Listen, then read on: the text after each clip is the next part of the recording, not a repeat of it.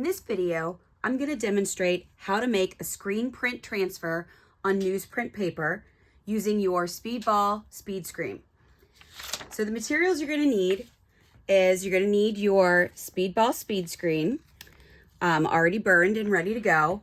You're going to need some masking tape. You don't necessarily have to tape your screen down, but I find it much more helpful, especially if you're making multiples. I like to have a good surface to work on.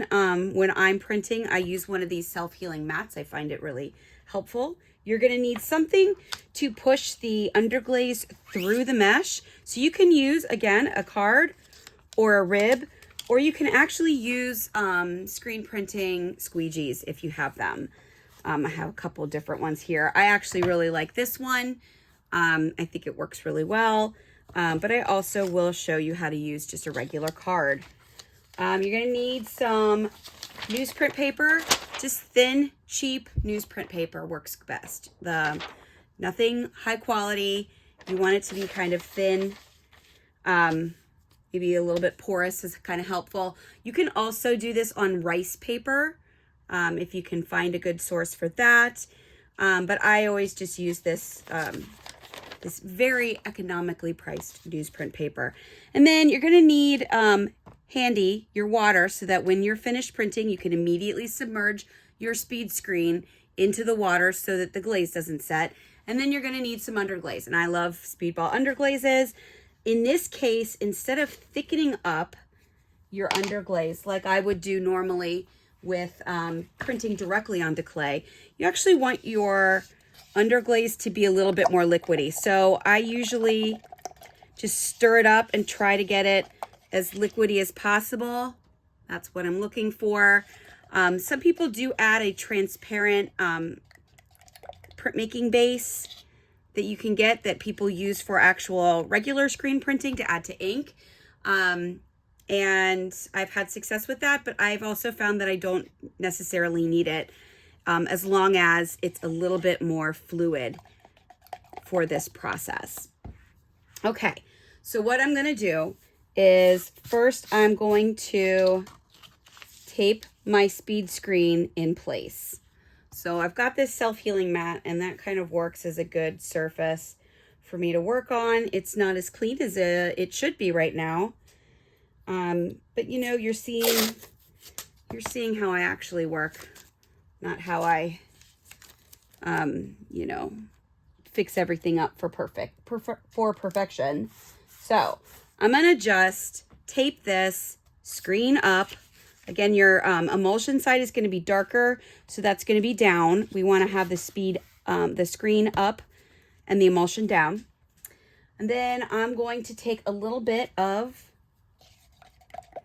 my underglaze, and I'm going to put that along the top here. This is pretty similar to regular screen printing. If you were to consult an actual screen printer, they might not enjoy the casual nature of this type of printing, but it really works, and it makes it kind of simple. And this is something I could do in class or just in my studio without an expensive screen printing setup. So now I'm going to lift this up and put my newsprint paper underneath my screen. And I'm going to pull the underglaze through the screen. And I have taken screen printing classes and of course learned how to properly flood your screen. And this is similar, but I'm a little bit less formal about my process. So with this, I'm pulling it through, you know, once or twice, and then I'm going to check it, but I'm also going to kind of set it back down after I lift it. So I kind of kept that held in place, and I'm going to pull a second layer through, and I just kind of go all different directions. If I saw an area that wasn't really getting it printed, I'm going to go back and target that area. If you're really good at screen printing, you probably do this in like 1 or 2 good passes. But screen printing is a sort of secondary art for me. So I just kind of do what I need to do. There we go. And I'm not above just using my fingers to touch up the spots that I want to touch up. And now I've got my transfer. So now I can set that aside, put my next piece of newsprint down, put a little bit more underglaze here,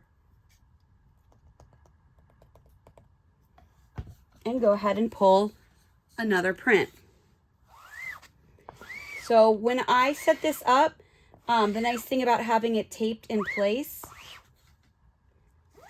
is that I can then make several of these underglaze transfers and have them kind of ready for whenever.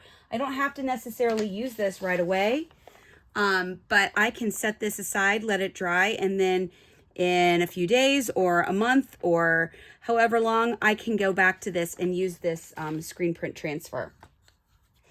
Now it's taken me some time. Sometimes I do really great transfers. Sometimes they're kind of duds. I just find that going over it a few times is what helps. You want to have multiple pulls. And you also got to be generous with your underglaze.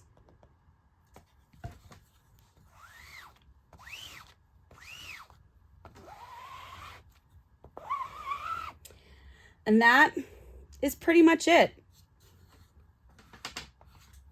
And since I'm dealing with the camera right now, of course, it's a little bit more distracting than if I was doing this in a nice groove.